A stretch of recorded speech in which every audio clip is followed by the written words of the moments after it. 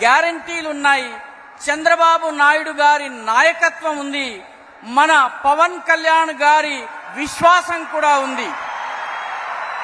మీ అందరికీ నేను ఒకే విషయాన్ని అభ్యర్థిస్తున్నాను.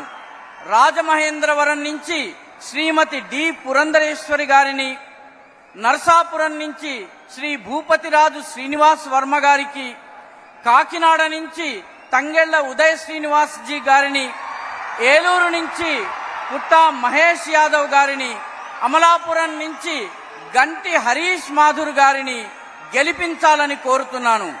వీరికి చాలా భారీ మెజారిటీతో విజయాన్ని చేకూర్చాలని కోరుతున్నాను. వీరితో పాటు నాపై ఈ వేదిక మీద విధానసభలో ఎన్డీఏ అభ్యర్థులు కూడా ఉన్నారు. వారిని కూడా గెలిపించి ఆంధ్రప్రదేశ్లో డబుల్ ఇంజన్ ప్రభుత్వాన్ని ఏర్పాటు చేద్దాం.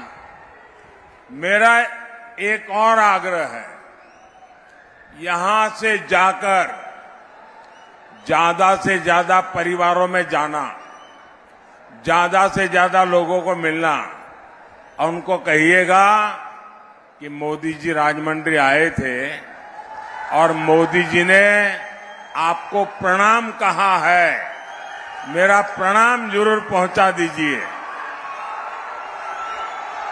నేను ఇంకొక విషయాన్ని మీ ముందు ఉంచదలుచుకున్నాను.